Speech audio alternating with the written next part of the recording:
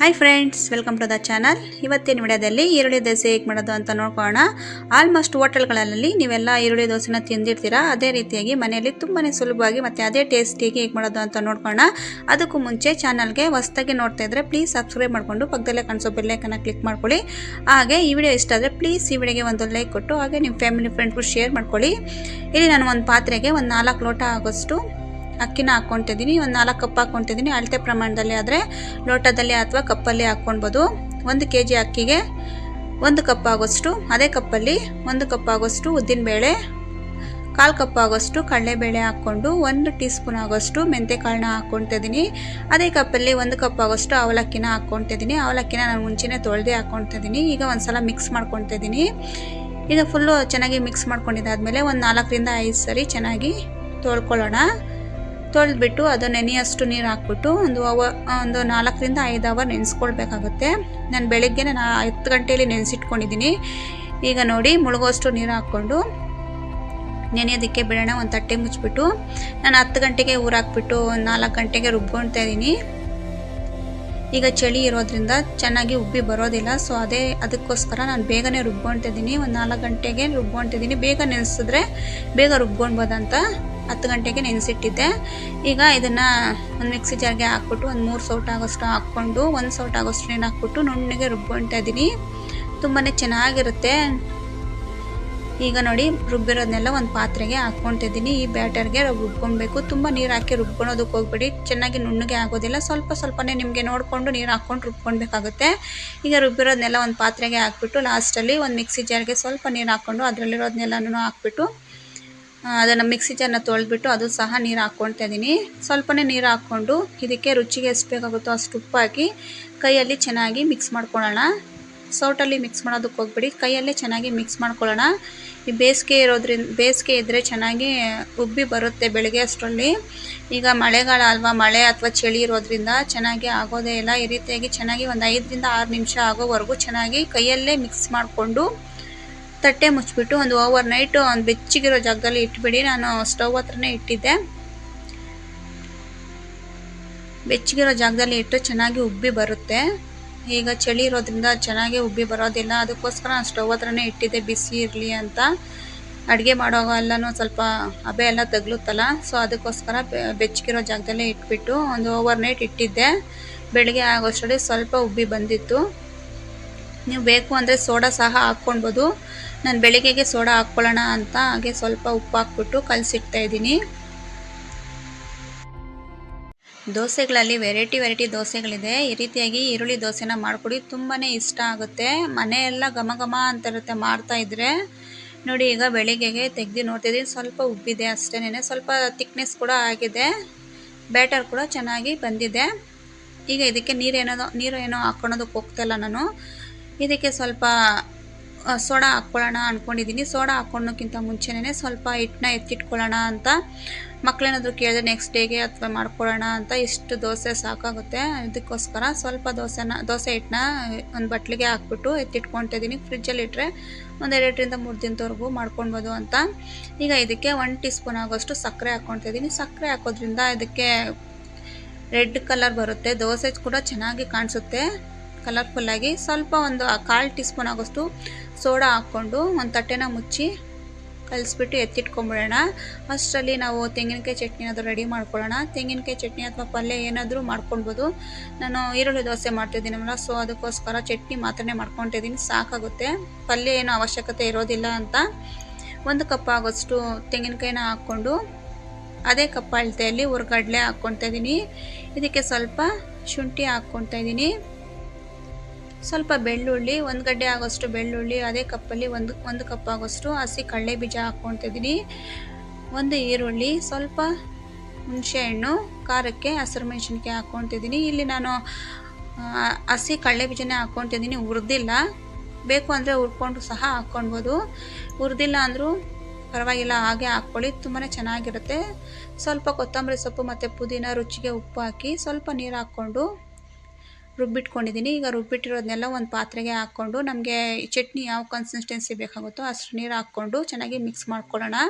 ಉಪ್ಪು ಖಾರ ಬೇಕು ಅಂದರೆ ಟೇಸ್ಟ್ ಮಾಡಿಕೊಂಡು ಈಗ ಇದಕ್ಕೆ ಒಗ್ಗರಣೆ ಮಾಡ್ಕೊಂಡಿದ್ದೀನಿ. ಇದಕ್ಕೆ ಸ್ವಲ್ಪ ಎಣ್ಣೆ, ಸಾಸಿವೆ, ಕರಿಬೇವು ಹಾಕ್ಕೊಂಡು ಒಗ್ಗರಣೆ ಮಾಡ್ಕೊಳ್ಳೋಣ.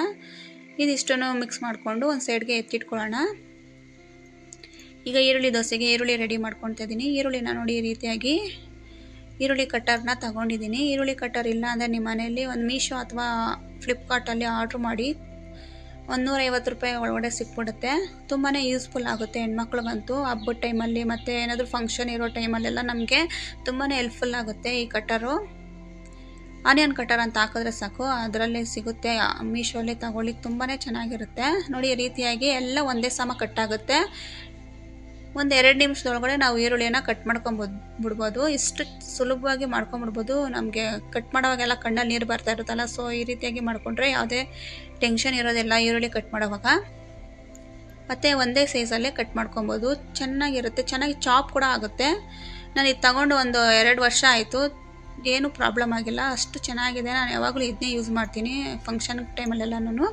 ಈಗ ನೋಡಿ ಎಷ್ಟು ಸಮವಾಗಿ ಕಟ್ಟಾಗಿದೆ ಅಂತ. ಅಷ್ಟೇ ನಮಗೆ ಎಷ್ಟು ಬೇಕೋ ಅಷ್ಟು ಸಣ್ಣಗೆ ಕಟ್ ಮಾಡ್ಕೊಬೋದು. ಈಗ ಇದನ್ನು ಕಟ್ ಮಾಡಿರೋದನ್ನೆಲ್ಲ ಒಂದು ಬಟ್ಲಿಗೆ ಹಾಕ್ಕೊಳ್ತಾ ಇದ್ದೀನಿ. ಇದಕ್ಕೆ ಸ್ವಲ್ಪ ಕಟ್ ಮಾಡಿ ಇಟ್ಕೊಂಡಿರೋ ಕೊತ್ತಂಬರಿ ಸೊಪ್ಪು ಸಹ ಹಾಕ್ಕೊಳ್ತಾ ಇದ್ದೀನಿ. ಒಂದು 3 ರಿಂದ 4 ಈರುಳ್ಳಿನ ತಗೊಂಡು ಕಟ್ ಮಾಡ್ಕೊಂಡಿದ್ದೀನಿ. ನಿಮಗೆ ಎಷ್ಟು ಬೇಕೋ ನಿಮಗೆ ಅಷ್ಟು ಈರುಳ್ಳಿನ ನೀವು ಹಾಕ್ಕೊಳ್ಬೋದು. ಚಿಕ್ಕ ಚಿಕ್ಕದಾಗಿ ಕಟ್ ಮಾಡಿರೋ ಕೊತ್ತಂಬರಿ ಸೊಪ್ಪು ಹಾಕ್ಕೊಂಡು ಸ್ವಲ್ಪ ರುಚಿಗೆ ಉಪ್ಪು ಹಾಕ್ಕೊಳ್ತಾ ಇದ್ದೀನಿ. ನಾವು ದೋಸೆಗೆ ಆಲ್ರೆಡಿ ಉಪ್ಪು ಹಾಕಿರ್ತೀವಿ. ಈರುಳ್ಳಿಗೂ ಸ್ವಲ್ಪ ಉಪ್ಪಿರಲಿ ಅಂತ, ಚೆನ್ನಾಗಿರುತ್ತೆ ತಿನ್ನೋದಕ್ಕೆ. ಇಲ್ಲಾಂದರೆ ಸಪ್ಪೆ ಆಗಿಬಿಡುತ್ತೆ ಅಂತ ಸ್ವಲ್ಪ ಈರುಳ್ಳಿಗೂ ಸ್ವಲ್ಪ ಉಪ್ಪು ಹಾಕ್ಕೊಂಡು ಚೆನ್ನಾಗಿ ಮಿಕ್ಸ್ ಮಾಡ್ಕೊಳ್ತಾ ಇದ್ದೀನಿ. ಕೊತ್ತಂಬರಿ ಸೊಪ್ಪೆಲ್ಲ ಈರುಳ್ಳಿಗೆ ಚೆನ್ನಾಗಿ ಮಿಕ್ಸ್ ಆಗಲಿ ಅಂತ.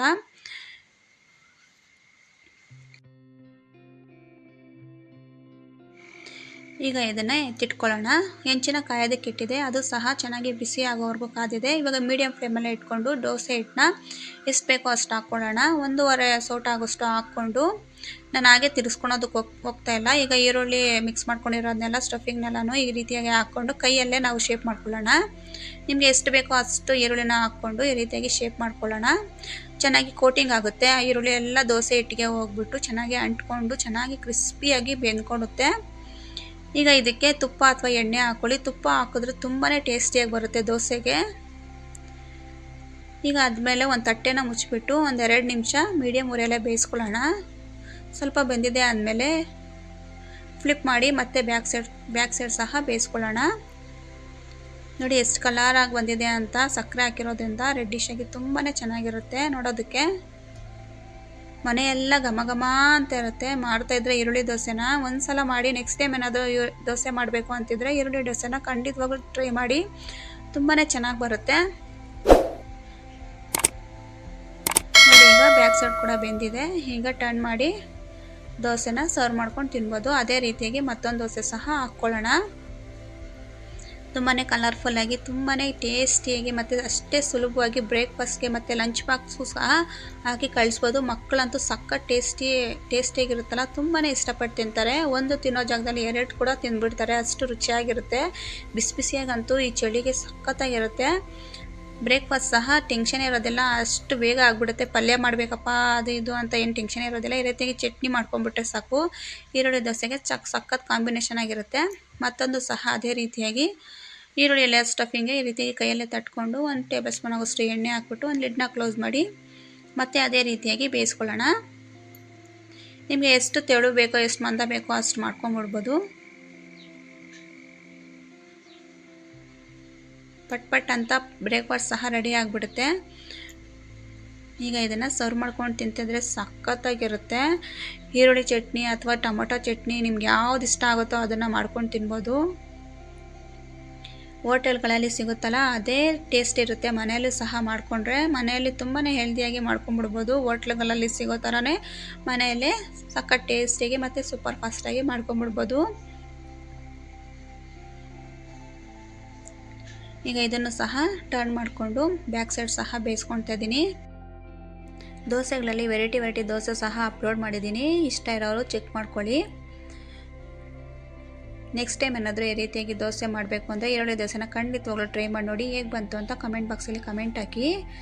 ಹಾಗೆ ಈ ವಿಡಿಯೋ ಇಷ್ಟ ಆಯಿತು ಅಂದರೆ ಪ್ಲೀಸ್ ಈ ವಿಡಿಯೋಗೆ ಒಂದು ಲೈಕ್ ಕೊಟ್ಟು ಹಾಗೆ ನಿಮ್ಮ ಫ್ಯಾಮಿಲಿ ಫ್ರೆಂಡ್ಸ್ಗೂ ಶೇರ್ ಮಾಡ್ಕೊಳ್ತಾ ಸಪೋರ್ಟ್ ಮಾಡಿ ಅಂತ ಕೇಳ್ಕೊಳ್ತೀನಿ.